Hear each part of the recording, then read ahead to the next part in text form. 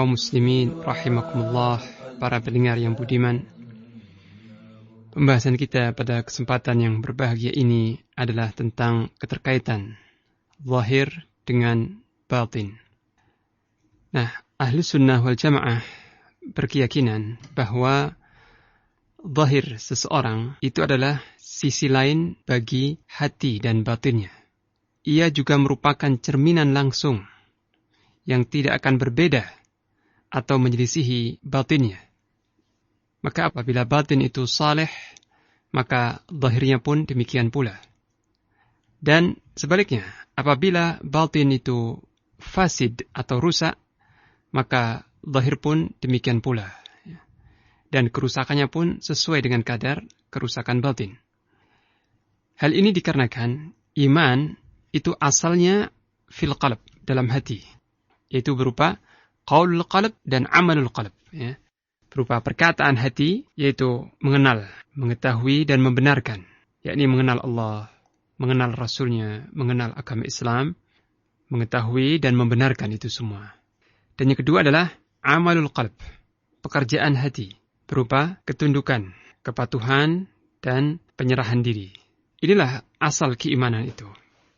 Akan tetapi konsekuensi dari keimanan tersebut, jika benar-benar telah terwujud dalam hati, maka pasti akan terwujud pula secara zahir. Jadi, sisi lahir seorang hamba tidak akan pernah menyelisihi atau berbeda dengan sisi batin. Tidak akan pernah terjadi. Ya. Kenapa?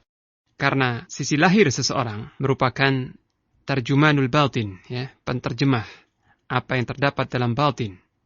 Dan sangat terkait dengan keterkaitan yang kuat sekali. Jadi antara zahir dan batin itu saling terkait. Tidak mungkin zahir itu mustaqim atau istiqamah kecuali dengan istiqamahnya batin. Dan begitu pula sebaliknya. Nah, ketika kita berbicara atau membahas tentang iman, maka iman yang dituntut oleh syariat Islam adalah iman zahir dan batin, ya, serta adanya keterkaitan antara amal qalb, pekerjaan hati, dengan pekerjaan anggota badan. Karena tidak sah iman seseorang jika hanya mencukupkan dengan salah satunya saja. Ya. Sementara secara batin tidak. Atau mewujudkan iman secara batin, secara zahir tidak. Maka tidak sah iman yang seperti itu. Maka barang siapa yang mengaku adanya amal dalam hatinya, adanya pekerjaan dalam hati, tapi tidak terlihat secara jawarih, secara anggota badan, maka tidak bisa itu disebut iman. Ya. Karena perkataan-perkataan dan perbuatan yang zahir, yang nampak dari anggota tubuh itu merupakan konsekuensi atau tuntutan keimanan yang tidak mungkin akan bisa terpisahkan. Ya. Tentang ini Allah SWT berfirman, ya, beberapa contoh dari ayat Al-Quran. Allah Ta'ala berfirman dalam surah Al-Mujadilah ayat 22, La tajidu qawman yu'minuna billahi wal yawmil akhiri yuwadduna man haddallaha wa rasulah walau kanu aba'ahum aw abna'ahum aw ikhwanahum aw ashiratahum ulaika kataba fi qulubihimul iman wa ayyadahum biruhim minh wa yudkhiluhum jannatin tajri min tahtihal anharu khalidina fiha. Al-ayah.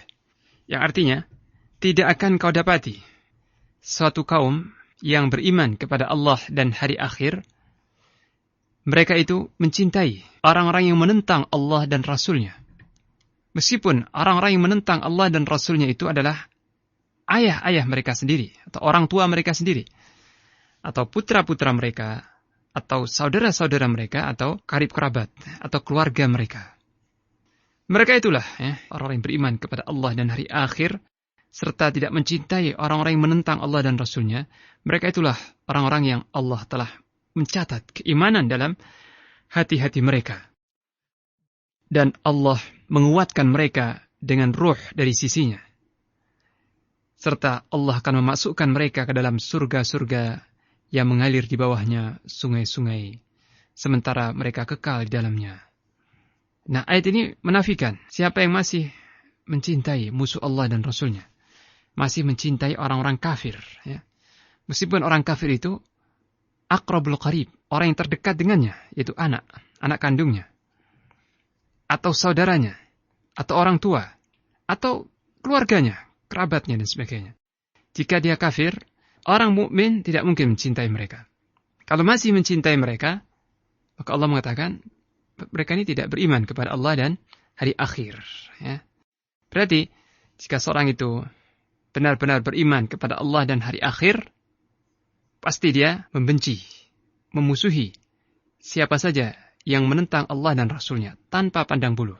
Siapapun yang menentang Allah dan Rasulnya ini, baik orang jauh atau orang dekat, baik satu bangsa atau lain bangsa, dari manapun, dari kalangan manapun, jika dia menentang Allah dan Rasulnya, maka orang mukmin akan membencinya. Ini. Jadi orang mukmin itu menjadikan cinta dan bencinya karena Allah.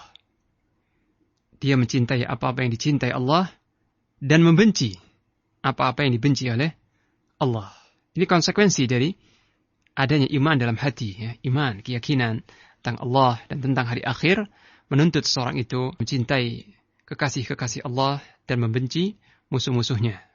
Kemudian Allah Ta'ala berfirman tentang kaum munafikin dalam surah Al-Ma'idah ayat ke-81.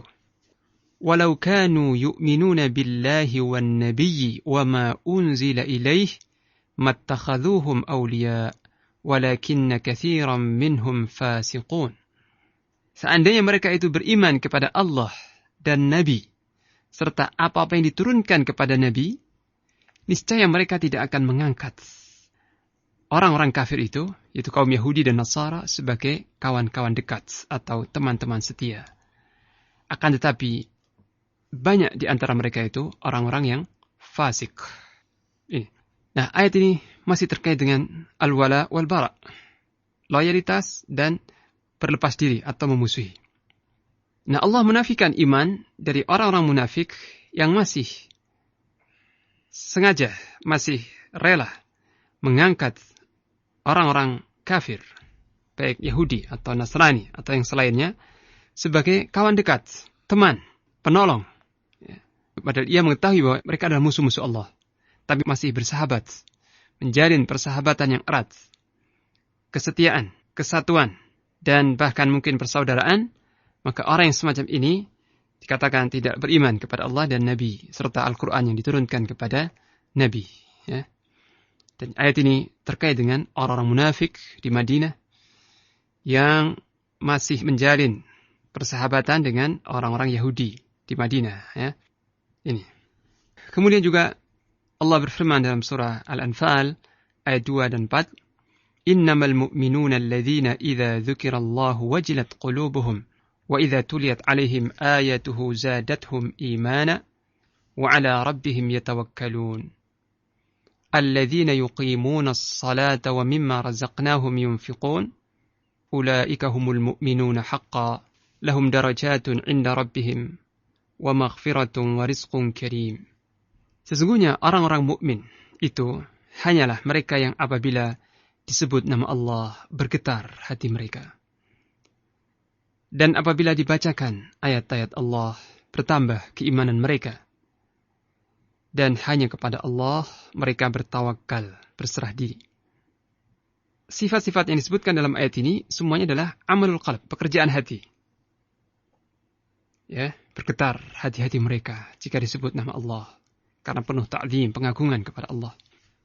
Dan bertambah keyakinannya, imannya ketika mendengar tilawah atau pembacaan ayat-ayat Al-Quran. Serta tawakal, berserah diri sepenuhnya kepada Allah. Ini merupakan a'malul qalb, pekerjaan hati. Tapi ayat berikutnya, ya, alladzina yuqimunas shalah. Mereka itu orang-orang mukmin yang sejati itu adalah orang-orang yang mendirikan salat dan menginfakkan dari sebagian apa yang kami karuniakan kepada mereka. Dan ini jelas amal al-jawari, pekerjaan anggota badan. Ya. Jadi orang-orang mukmin yang benar-benar beriman, ya, disebutkan sifat-sifatnya dalam ayat ini adalah orang-orang yang memadukan antara pekerjaan hati dan pekerjaan anggota badan. Di samping hati mereka penuh rasa takut kepada Allah, dipenuhi dengan tawakal, berserah diri kepada Allah, dan keyakinan yang senantiasa bertambah, maka fisik-fisik mereka senantiasa mendirikan salat yang 5 waktu khususnya, dan menginfakkan dari harta mereka baik infak yang wajib maupun infak yang sunnah. Nah, orang yang semacam inilah yang Allah puji dengan firman-Nya, ulaika humul mu'minuna haqqan. Mereka itulah orang-orang mukmin yang sejati. Bagi mereka derajat-derajat, ya, tingkatan-tingkatan di sisi Rabb mereka dan ampunan serta rizki yang mulia. Nah, ayat-ayat ini semua berbicara tentang keterkaitan antara batin dan zahir, ya. Jadi jika batin itu terisi oleh iman, kecintaan kepada Allah, keyakinan, maka itu akan berimbas, akan memancar dalam anggota badannya, ya. Maka anggota badan ini pun akan dikendalikan, akan terpengaruh sehingga dengan mentaati perintah-perintah Allah dan meninggalkan apa yang dilarang oleh Allah Subhanahu wa taala. Bersabda Rasulullah sallallahu alaihi wasallam, "La yastaqimu imanu 'abdin hatta yastaqima qalbuhu, wa la yastaqima qalbuhu hatta yastaqima lisanuhu, wa la yadkhulul jannata rajulun la ya'manu jaruhu bawa'iqah." Tidaklah lurus iman seorang hamba, ya, hingga lurus pula hatinya. Ya. Tidaklah istiqamah keimanan seseorang hamba hingga hatinya pun istiqamah. Tidaklah istiqamah hati seseorang itu hingga lisannya istiqamah. Dan tidak akan masuk surga seseorang yang tetangganya tidak merasa aman dari gangguannya. Hadis riwayat Imam Ahmad dan dihasankan oleh Syekh Al-Albani dalam As-Silsilah As-Sahihah. Nah, jadi dalam hadis yang mulia ini jelas sekali bahwa iman seseorang itu tidak dikatakan istiqamah hingga istiqamah hatinya. Ya. Jadi saling terkait. Ya. Di sini kelihatan bahwa asalnya adalah istiqamah hati. Maka apabila hati itu istiqamah, maka jawarih atau anggota badan atau sisi zahir pun akan istiqamah, mau tidak mau. Ya. Dan hadis ini menjadi dalil. Ya. Kemudian juga dalil yang lebih jelas lagi adalah sabda Rasulullah SAW dalam hadis yang mulia, "Ala wa inna fil jasadi mudghatan, idza salahat salahal jasadu kulluh, wa idza fasadal jasadu kulluh, ala wa hiyal qalb." Ketahuilah, sesungguhnya di dalam jasad, dalam tubuh manusia ada mudghah, segumpal daging, yang apabila organ atau segumpal daging ini saleh, itu baik, maka seluruh anggota tubuh ini baik. Dan apabila segumpal daging itu rusak, maka sekujur tubuh pun rusak. Ketahuilah, segumpal daging itu adalah hati. Hadis riwayat Bukhari dalam kitab Al-Iman. Nah, tentang hadis ini, Syekhul Islam Ibn Taimiyah memberikan ulasan tentang hadis ini. Beliau berkata, hadis ini menjelaskan bahwa kesalehan hati itu mempengaruhi dan membuat salehnya jasad. Jadi salehnya hati berpengaruh dan membuat salehnya jasad. Maka apabila jasad tidak saleh, ya, maka ini menunjukkan bahwa hatinya tidak saleh. Sedangkan hati seorang mukmin itu saleh. Maka dengan ini diketahuilah, siapa yang mengatakan beriman, tapi tidak mengamalkan iman. Ya, dia mengatakan saya beriman, tapi tidak mengamalkannya, maka hatinya tidaklah mukmin. Ya. Bahkan, orang-orang yang karena terpaksa atau karena terancam, menampakkan iman, dia terancam, dibunuh atau sebagainya, maka tidak bisa tidak. Dia berbicara, pasti dia ketika berbicara dengan dirinya, dengan jiwanya, atau dengan orang-orang yang dia merasa percaya, ya, orang-orang yang dia percaya secara rahasia, pasti akan nampak. Dan juga pasti akan nampak keimanan itu pada tatapan wajahnya. Dan juga ucapan-ucapan yang spontan. Ya. Falatatu lisani. Ucapan yang spontan, yang enggak terpikirkan. Begitu, ya. Sebagaimana dikatakan oleh Utsman radhiyallahu anhu. Jadi Utsman radhiyallahu anhu berkata bahwa iman itu akan terpancar pada tatapan wajah seseorang dan kata-kata yang terkeluar secara spontan. Adapun jika tidak nampak athar atau pengaruh itu semua, ya, jadi pengaruh iman ini tidak nampak, baik dalam perkataannya atau perbuatannya, maka ini menunjukkan bahwa di dalam hatinya tidak ada iman. Hal ini karena jasad itu mengikuti hati. Maka tidaklah terhunjam dalam hati sesuatu, melainkan akan nampak pengaruhnya, bekasnya itu pada badan. Ya. Meskipun dengan satu sisi dari sekian banyak sisinya. Ya. Ini perkataan Syekhul Islam Ibn Taimiyah. Ya.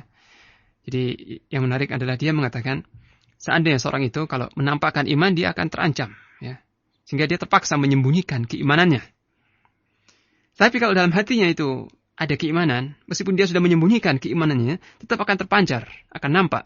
Mungkin pada ucapannya yang keceplosan, ya, atau pada rona wajahnya, atau pada perilakunya yang nggak mungkin bisa disembunyikan.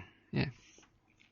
Nah, di sini satu contoh yang saya teringat dari sirah Rasulullah SAW adalah seorang raja yang asalnya Nasrani, yaitu Raja Najasyi, penguasa Habsyah, Ethiopia. Ketika utusan para sahabat atau kaum muslimin yang berhijrah ke Habsyah sampai ke sana, datanglah dua utusan orang kafir Quraisy dengan membawa hadiah-hadiah yang mahal untuk raja ini, dengan mengajukan suatu permintaan kepada Raja Najasyi supaya orang-orang Islam itu dipulangkan ke Mekah. Maka Raja Najasyi yang adil ini tidak mau mengambil keputusan itu sebelum mendengar dari pihak kaum muslimin. Ya. Maka berkatalah Ja'far bin Abi Thalib, ya, menjelaskan tentang Islam. Apa itu Islam yang dianut yang diterima dari Rasulullah SAW. Kemudian Najasyi berkata, apakah padamu ada sebagian wahyu yang diturunkan kepada Nabi yang kamu imani itu? Kata Ja'far, ada. Ya. Maka Ja'far bin Abi Thalib membacakan permulaan dari surah Maryam. Ya. Maka ketika dibacakan ayat demi ayat tersebut, air mata Najasyi berlinang. Ya. Dia menangis, terseduh, terharu ketika mendengar bacaan ayat-ayat Al-Quran. Dan dia memahami maknanya. Lalu dia berkata kepada Ja'far bin Abi Thalib, sesungguhnya apa yang diturunkan kepada Rasulmu, Rasul kalian ini, dengan apa yang diturunkan kepada Isa alaihissalam, berasal dari satu mishkat yang sama. Ya. Artinya ini kedua-duanya wahyu. Ya. Jadi Najasyi mengatakan bahwa apa yang diturunkan kepada Rasul kalian itu adalah bersumber dari satu mishkat, artinya satu sumber dari dengan apa yang kami terima atau yang diterima oleh Isa alaihissalam dari Rabbnya. Raja Najasyi tidak menyatakan keimanannya, tapi menyembunyikan. Ya. Kenapa? Karena dia seorang raja yang seluruh rakyatnya, pembesarnya, menteri-menterinya adalah Nasara. Dan kalau dia menampakkan keimanannya, akan membahayakan dirinya, mengancam keselamatannya. Maka dia menyembunyikan keimanannya. Tapi nampak pada apa? Perkataannya tadi, ya. Sesungguhnya apa yang diturunkan kepada Nabi kalian dengan apa yang diterima oleh Isa alaihissalam berasal dari satu sumber yang sama. Artinya dia mengakui bahwa itu wahyu. Apa yang diterima oleh Rasulullah SAW adalah wahyu dari Rabbnya. Dan dia melindungi kaum muslimin dan mengusir dua orang utusan Quraisy dan menolak semua hadiah yang telah dipersembahkan kepada Najasyi. Dan berkata kepada kaum muslimin, selama aku masih hidup, kalian akan aman tinggal di sini dan bebas melaksanakan peribadatan. Jadi nampak keberpihakannya, pembelaannya kepada kaum muslimin. Bahkan air matanya bercucuran ketika mendengarkan ayat Al-Quran dan mengakui itu adalah wahyu Allah. Ini adalah bukti keimanannya, meskipun dia menyembunyikan keimanannya dan tidak menampakkan sama sekali. Sehingga ketika dia meninggal, dia diketahui meninggal dalam agama Nasrani. Sehingga dia dimakamkan dan sebagainya oleh kaum Nasrani. Dan tidak ada satupun yang mengetahui keislaman Najasyi. Tapi Jibril alaihissalam menyampaikan wahyu kepada Rasulullah SAW di Madinah bahwa Najasyi telah meninggal, maka salatilah dia bersama para sahabatmu. Maka Rasulullah SAW dan para sahabatnya menyolatkan Najasyi yang meninggal di Habsyah. Ini satu contoh, ya. Ketika dia menyembunyikan keimanannya, itu nampak pada sikap-sikapnya, pembelaannya, dan ta'athur, keterkesanannya, ya. Betapa dia terkesan ketika mendengarkan ayat-ayat Al-Quranul Karim. Ini Allah berfirman, وَإِذَا سَمِعُوا مَا أُنْزِلَ إِلَى الرَّسُولِ تَرَى أَعْيُنَهُمْ تَفِيضُ مِنَ الدَّمْعِ مِمَّا عَرَفُوا مِنَ الْحَقِّ. Dan apabila mereka mendengar apa yang diturunkan kepada Rasul, yaitu ayat Al-Quran, تَرَى أَعْيُنَهُمْ تَفِيضُ مِنَ الدَّمْعِ. Engkau lihat, mata-mata mereka itu berlinangan air mata. مِمَّا عَرَفُوا مِنَ الْحَقِّ. Karena mereka mengetahui ini hak, ini benar. Tapi juga kebalikannya, orang yang pura-pura beriman, itu pun akan terlihat pada sikapnya, perilakunya, dan ucapan-ucapan yang spontan. Ya. Sebagai contoh misalnya, Mustafa Kemal Atatürk, pemimpin Turki yang dikatakan bapak sekularisme, penggagas sekularisme di dunia Islam. Dia mengaku beriman, mengaku Islam. Padahal dia dari asal-usul Yahudi Donma di Turki. Tapi dia mengaku Islam. Namanya Mustafa, keluarganya juga Muslim. Tapi Mustafa ini, setelah menjadi presiden Turki, dia melarang adzan dalam bahasa Arab. Melarang Al-Quran ditulis dengan bahasa Arab. Membenci semua simbol-simbol Arab. Bahkan ketika dikumandangkan adzan dan dia mendengar Asyhadu anna Muhammadar Rasulullah, atau dalam bahasa Turki, dan aku bersaksi bahwa Muhammad adalah Rasulullah, dia berkomentar, kenapa seorang yang sudah meninggal lebih dari 1000 tahun masih disebut-sebut saja namanya? Dia berkata begitu ketika muadzin mengumandangkan wa asyhadu anna Muhammadar Rasulullah. Artinya kebenciannya kepada Islam itu nggak bisa disembunyikan, nampak pada ucapannya yang spontan. Yang lebih jelas lagi, pada saat-saat menjelang ajalnya, dia berwasiat supaya jenazahnya tidak disolatkan. Nah, kembali kepada bab ini atau pasal ini, itu keterkaitan antara zahir dan batin. Jadi kalau batin seorang itu beriman, pasti wajib ada pengaruh dan bekasnya pada zahirnya, pada perkataannya, pada perbuatannya, suluk, perilaku, dan seterusnya. Berkata Al-Hafidh Ibn Rajab Al-Hambali ketika mensyarah atau mengulas hadis tersebut, dia juga berkata, hadis tadi yang tentang bahwa sesungguhnya dalam hati itu ada segumpal daging. Beliau berkata, sesungguhnya salehnya gerakan hamba atau gerakan jawarih seorang hamba, dan dia menjauhi semua yang haram serta menghindari yang syubhat, itu sesuai dengan kadar kesalehan gerakan hatinya. Maka apabila hati tersebut saliman, selamat, tidak ada di dalamnya kecuali mahabbatullah, kecintaan atau mencintai Allah, dan mencintai apa yang dicintai Allah, serta khasyatullah, rasa takut kepada Allah, dan takut terjatuh dalam apa yang dibenci oleh Allah. Jika hati itu terisi oleh seperti itu, maka gerakan-gerakan anggota badan ini seluruhnya baik, dan akan muncul dari itu menjauhi semua yang haram dan menghindari yang syubhat karena takut terjatuh pada yang haram.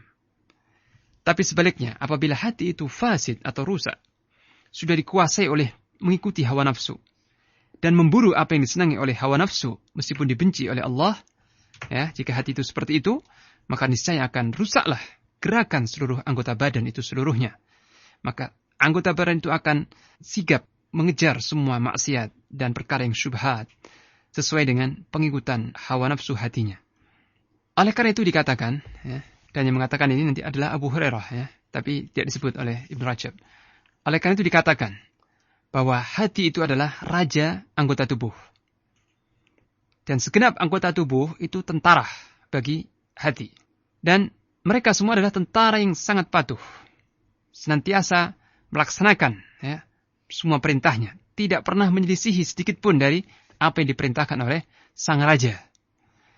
Maka apabila raja itu saleh, maka segenap tentara pun saleh. Dan apabila raja tadi fasid atau rusak, maka para tentaranya pun rusak pula. Dan tidak akan bermanfaat di sisi Allah kelak, kecuali al-qalbus salim, hati yang selamat.